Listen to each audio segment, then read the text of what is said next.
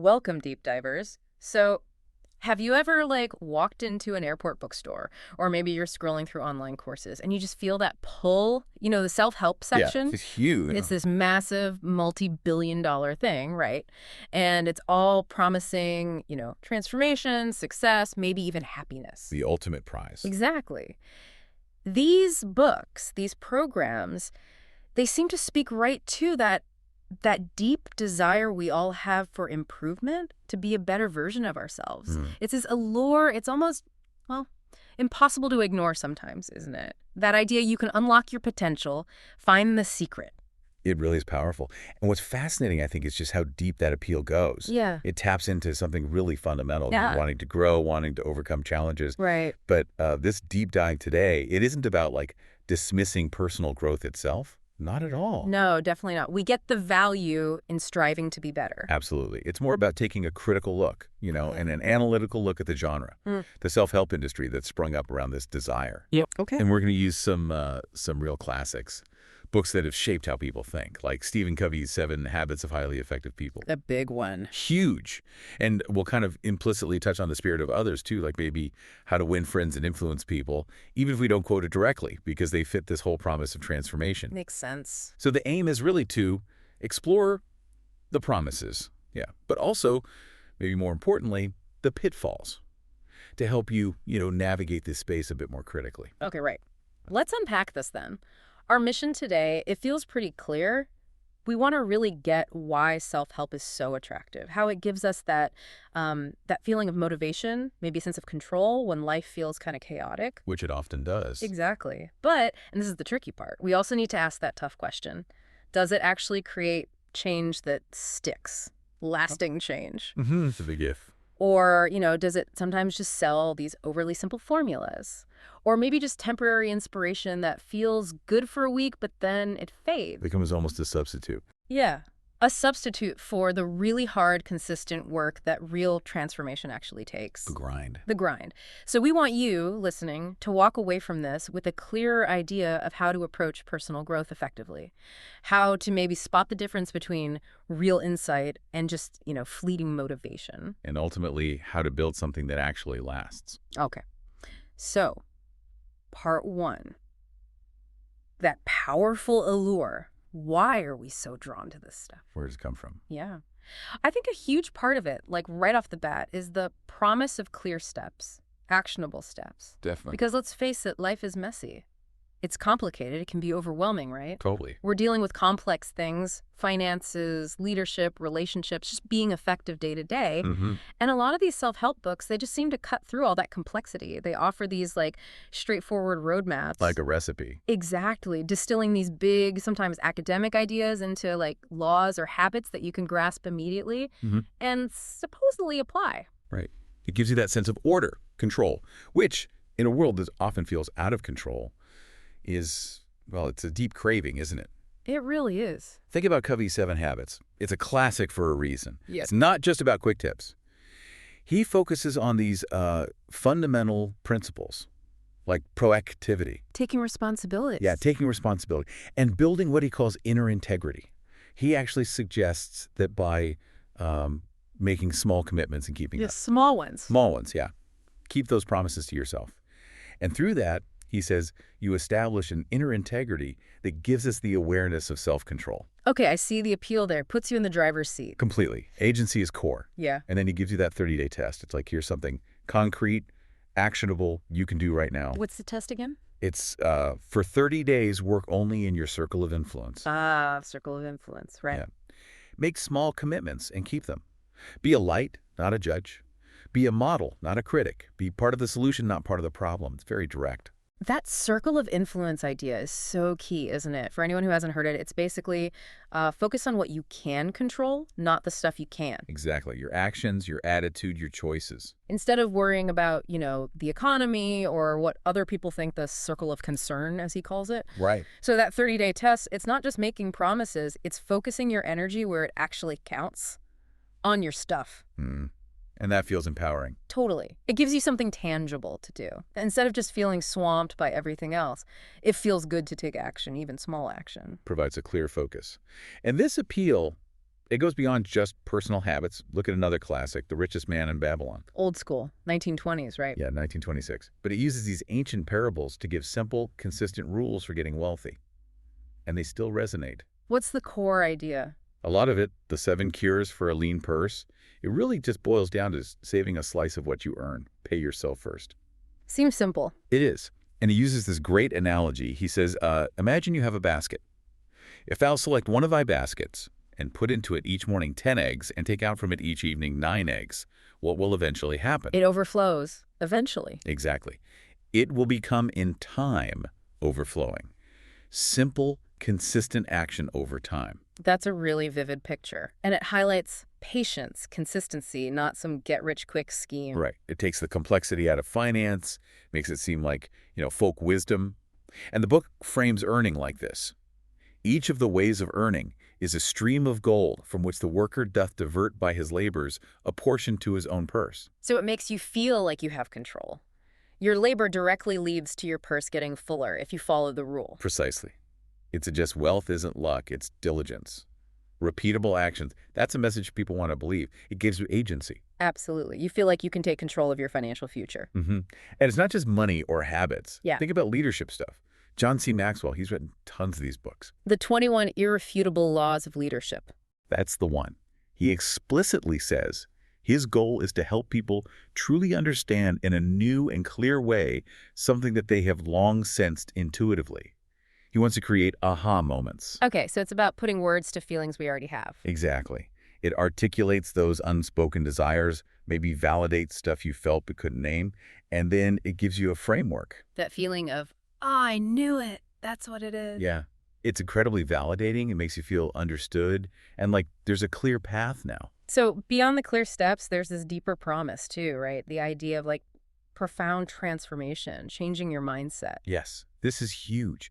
The idea that changing your fundamental beliefs, your internal mindset, can just unlock all this potential, rewrite what you're capable of. That's super appealing. It makes challenges feel like opportunities, not just failures waiting to happen. Totally. A prime example, maybe the prime example recently, is Carol Dweck's work on the growth mindset. Mindset, the new psychology of success. Yeah, that book's everywhere. And for good reason. It's a powerful idea that our abilities aren't fixed. They can be developed through hard work, dedication. She says effort is what makes you smart or talented, not just innate gifts. Right. And crucially, she says, mindsets are just beliefs. They're powerful beliefs, but they're just something in your mind, and you can change your mind. Wow. That's incredibly liberating, isn't it? It really is. Especially if you feel stuck or like you're just not good at certain things. It offers this hope, agency. And she offers a concrete plan to help people enter a growth mindset so they can enjoy life more, basically. The idea that your limits are just beliefs you can change, that you can literally change your mind to change your life, that's profoundly motivating. It says you're not stuck. The power is inside you. And linking back to Covey for a second, his idea of rescripting. Becoming your own creator. Yeah, becoming your own first creator. Using your imagination, your conscience, to write your own life script, not just living out one someone else gave you. That offers that same profound sense of control over your destiny, doesn't it? It does. And the line, the fountain of content must spring up in the mind. Meaning happiness, change, it all starts inside. Exactly. It originates internally. You have the power over your own state. You're not just reacting to external stuff. That internal locus of control, it's a massive draw. Huge. Okay, so you've got clear steps, this promise of deep transformation through mindset, and then there's the efficiency angle, the shortcuts. Yes. They're the hacks. In our world, everyone feels rushed, overwhelmed, time poor. So the idea of doing more with less, that's incredibly attractive. We want change, but we want it fast and maybe easy. Or at least efficient. Optimized. Right. We want the optimized path. And this is where books like Tim Ferriss's The 4-Hour Workweek just exploded. Hugely popular. Because it perfectly captured that desire. He talks about the Pareto principle, the 80-20 rule. Focus on the crucial 20% of tasks that give you 80% of the result. Right, cut out the fluff. Exactly. And elimination. He advises going on an information diet, getting rid of interruptions. Basically, cut out anything that doesn't serve those optimized goals. And the promise is huge effectiveness, less useless activity. And often increased revenue to boot. He pushes you to ask that core question for any task. Would I be happy if this task ends up being the only one I get done today? To figure out if it's really important or if you should delegate it or just drop it. Precisely. It's this compelling vision of getting massive results Yeah. with seemingly minimal, super-focused effort. The ultimate productivity hack for a busy world. And who wouldn't want that, right? Optimize your life, hack productivity, escape the grind, get your time back. It feels like you're getting an edge, a secret. It's not just improvement, it's smart improvement. Oh, Or feels like it. That quick win feeling, the efficiency, powerful drivers keeping people hooked on the genre. okay, but here's the pivot in our deep dive. The very things that make self-help so appealing, that simplicity, that clarity, that can also be its biggest weakness. It's undoing, almost. How so? Well, the truth is, life's big challenges, they're rarely simple, rarely linear. They're not usually a neat seven-step formula. Right. Human problems are messy, complex, interconnected. Deeply. Context matters hugely. Emotions matter. Social structures, systemic issues, stuff way beyond just individual willpower or following a simple plan. It reminds me of that quote from John Maynard Keynes, the analogy about geometry. Oh, the Euclidean geometers one. Perfect. Yeah. Can you remind us? Sure. He said, essentially, that trying to apply simple straight-line logic to complex reality is like using Euclidean geometry. You know, flat plane parallel lines never meet in a non-Euclidean world where space is curved and parallel lines can meet. Like on a sphere. Exactly. Yeah. So Keynes said the classical theorists were like these geometers who, finding that parallel lines do meet in the real world, just blame the lines for not staying straight. Instead of changing their geometry. Right. Instead of realizing, wait, maybe our model, our geometry, is wrong for this reality. He said the only remedy is to throw over the axiom of parallels and to work out a non-Euclidean geometry. So the takeaway for self-help is, if a solution feels too neat, too straight line, like do A, B, C, and you will get Z. Ask yourself, am I trying to apply Euclidean geometry to my messy, non-Euclidean life? Am I forcing a simple answer onto a complex reality? Because self-help often assumes that simple, predictable, cause and effect world. When our lives are just not like that. So the tools don't fit the terrain, it's a mismatch. It might feel good, but it doesn't solve the underlying curve problem. And it's not just Keynes' warning about this oversimplification. Didn't Schumpeter talk about something similar? Spurious problems? Yeah, Joseph Schumpeter. He was critiquing Max Weber, actually, but the idea applies. Yeah. He talked about spurious problems, basically. Problems that the analyst himself creates by his own method of procedure. So the way you define the problem creates a fake problem. Kind of. Schumpeter argued against seeing things like the spirit of capitalism as appearing suddenly. He said change develops by slow degrees. So, linking it to self-help, maybe the genre sometimes frames a problem like lack of confidence as this simple standalone thing, and then offers a simple solution, maybe affirmations or power poses. But is lack of confidence really the root problem? Or is it a symptom of something deeper, more complex, more non-Euclidean? Like maybe anxiety or past trauma or being in a toxic environment. Exactly. Things that require much more than a quick fix. So, by simplifying the problem, self-help might invent a spurious problem that its simple solution can supposedly address, while ignoring the real messy root cause. You get sold a simple problem and a simple answer, but the real issue never gets touched. It's like, yeah, taking a painkiller for that broken bone, like you said earlier. Feels better short-term, doesn't fix the break. And this connects to what Ben Horowitz said in The Hard Thing About Hard Things. He warned against looking for the platonic ideal when hiring people. Right, he called it a wrong-headed approach. You don't need a perfect theoretical person. You need the right person for this company at this specific time. How does that apply to self-help? Well, there's no single platonic ideal self that a generic book can create for everyone. Real change is super contextual. It's individual. It depends on your circumstances, your history, your goals right now. You can't just plug and play a universal solution. Exactly. And Horowitz also critiqued focusing too much on fixing weaknesses rather than building on strengths. He said people often value lack of weakness rather than strength. And self-help sometimes feels like that, trying to eliminate all flaws to reach some ideal state. It can, yeah. Instead of maybe focusing on leveraging what you're uniquely good at and managing, rather than eliminating the weaknesses. Trying to be a generic ideal is just frustrating. Makes sense. So we're drawn to simple answers, especially when things feel uncertain. Self-help gives that comfort, but maybe it's an illusion. Often, yeah, we crave certainty. And this is where Daniel Kahneman's work is so relevant. Thinking fast and slow. System 1 and System 2 thinking. Exactly. Our System 1 is fast, automatic, intuitive, little effort, no sense of control. And crucially, Kahneman says it's biased to believe and confirm. It wants to agree. Yeah, and it neglects ambiguity and suppresses doubt. Hmm. It doesn't like uncertainty. So how does this relate to us picking up a self-help book? It means when that book feels instantly right, super easy, like a magic answer, that's probably your System 1 kicking in.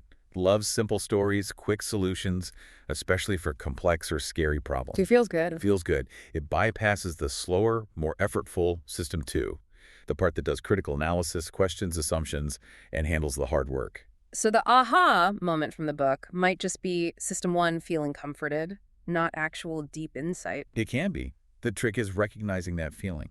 When it feels too easy, pause. Ask yourself, is this really getting to the root or just making me feel better temporarily? Engage System 2 deliberately. So we're kind of wired to fall for these simple solutions. It's a cognitive shortcut. And the industry, maybe not always intentionally, but it definitely leverages that shortcut. It feeds into that bias. Precisely. And Nassim Nicholas Taleb in The Black Swan, he really goes after this tendency. He critiques our gullibility about precise predictive models. Like thinking we can predict the future perfectly. Yeah, or even using overly simple measures for complex things, like using one single measure for randomness called standard deviation and call it risk.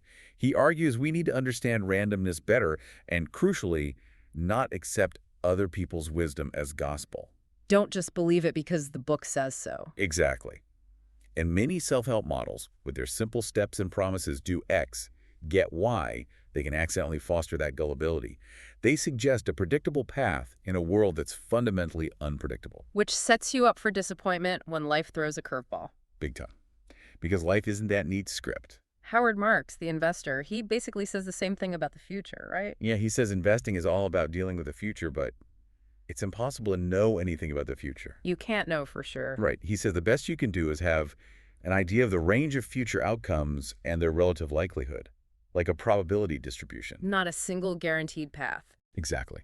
And self-help sometimes downplays that uncertainty. It offers these single scenario paths to success, as if following the steps guarantees the outcome.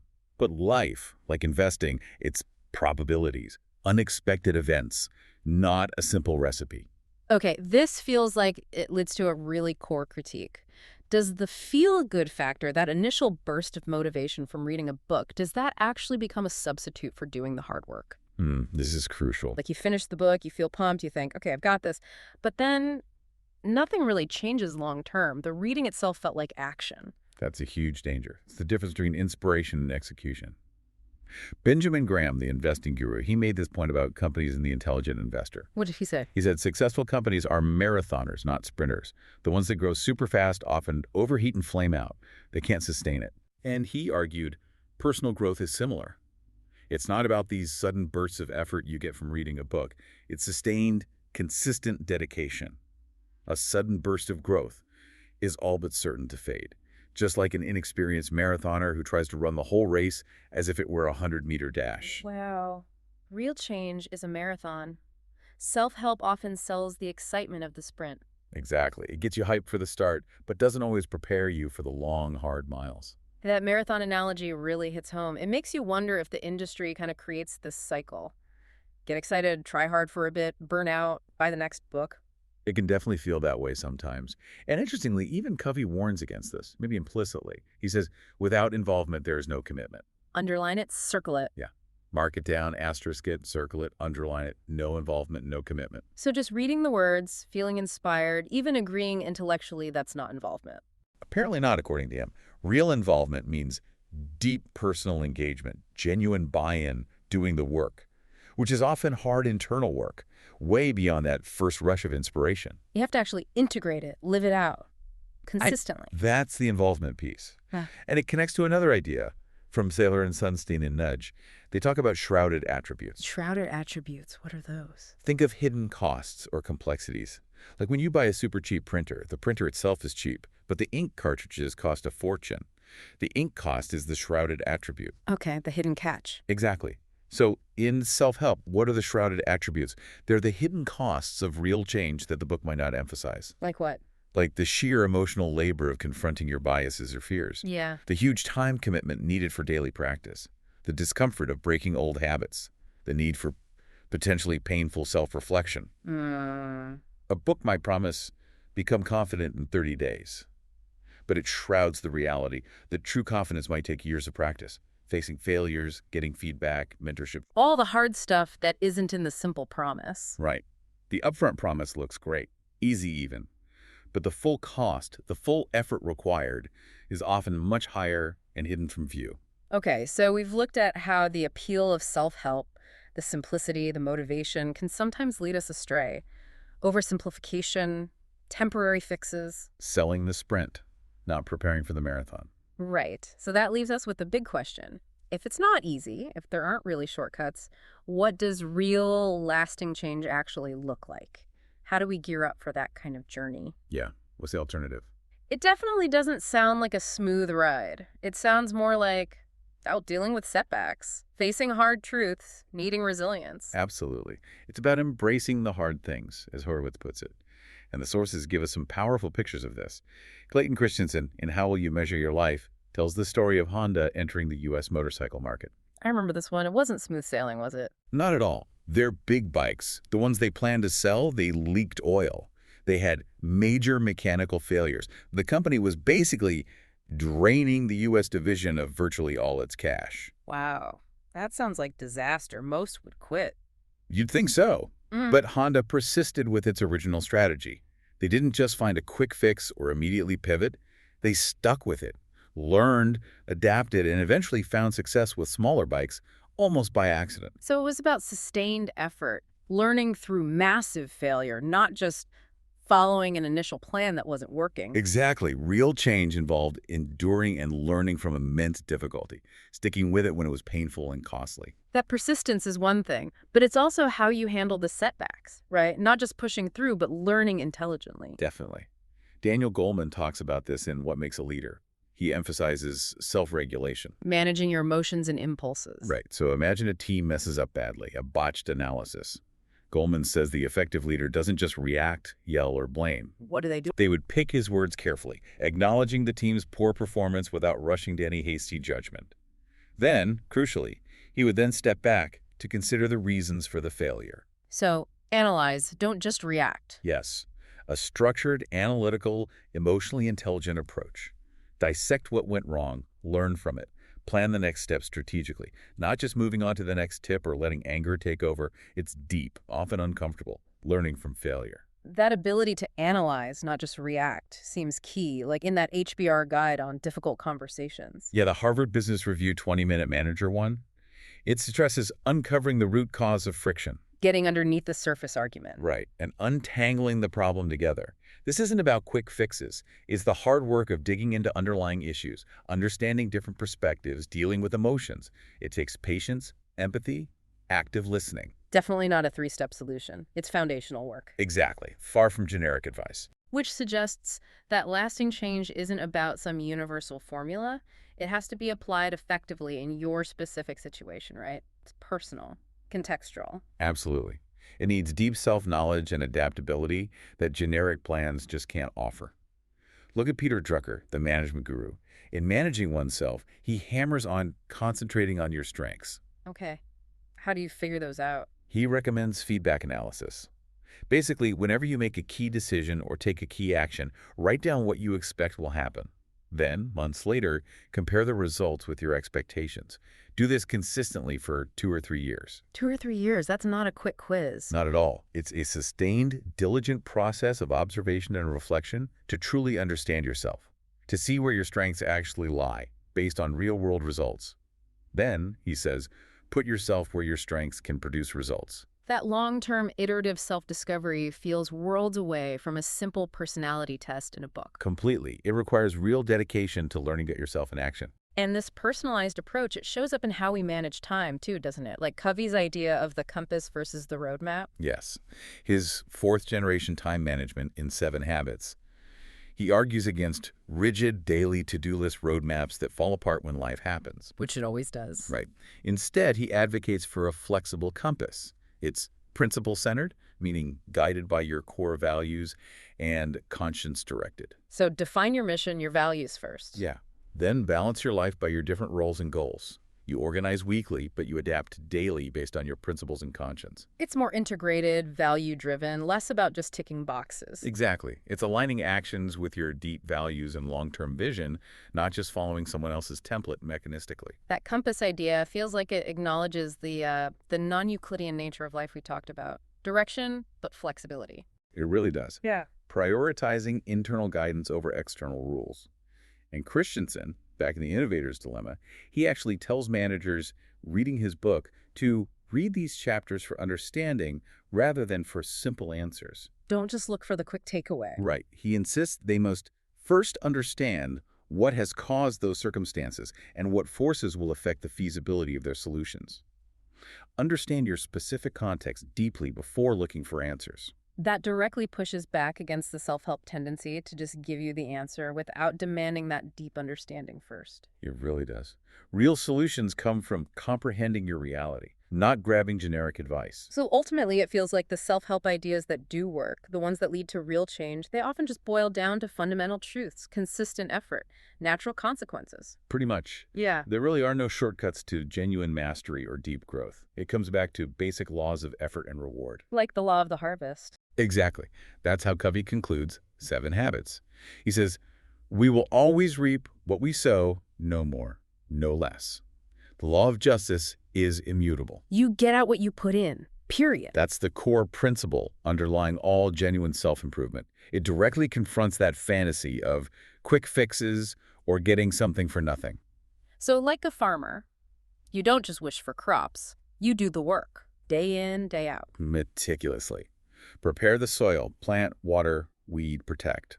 Knowing the harvest depends entirely on that sustained, often unglamorous daily effort. No magic involved. And Covey connects this directly to the habits, doesn't he? With the daily private victory. He does. He calls it a minimum of 1 hour a day in renewal of the physical, spiritual, and mental dimensions. He says that is the key to the development of the 7 habits. So it's not just reading about the habits, it's the daily, non-negotiable commitment to the work of renewal and practice that actually builds them. That's the sowing that leads to the reaping. Sustained daily effort builds character and capability over time. It's the marathon practice. Okay, so wrapping this all up, what does this mean for you, our listener, trying to navigate this whole self-help world? Yeah. What's the takeaway? Well, we've seen self-help. At its best, it can give real motivation. It can offer that sense of control, maybe some actionable first steps. It can inspire you to believe change is possible. And that belief, that's valuable. Definitely a starting point. But at its worst, it can seriously oversimplify really complex human stuff. It can sell you false certainty, which just leads to disappointment later. Yeah. And maybe the biggest danger, it can let that fleeting inspiration, those temporary aha moments, substitute for the really hard, consistent, sometimes uncomfortable grind that true, deep, lasting change actually requires. Yeah. Real lasting transformation. It rarely looks like that sudden flash of insight you get from finishing a chapter. It looks more like Honda sticking it out through terrible failure. Or like Drucker's patient multi-year self-analysis. Or the really conscious, sometimes painful work of digging for root causes in tough situations, not just slapping on a quick fix from a book. It's about being that marathoner. Yeah. Understanding your own unique, non-Euclidean reality.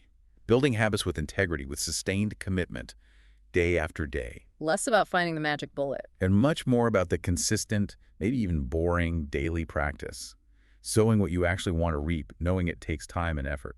So this leaves us with a final thought, a question for you to ponder. If true growth, true mastery comes from that long-term dedication, from learning through struggle, from really understanding yourself and your context, Then what self-help practices are you truly investing your time and energy in? and maybe ask yourself, are they genuinely equipping you for the marathon, for building a deeply fulfilling, evolving life? Or are they just setting you up for the excitement of the next 100-meter dash, only to leave you searching again soon after? Something to think about.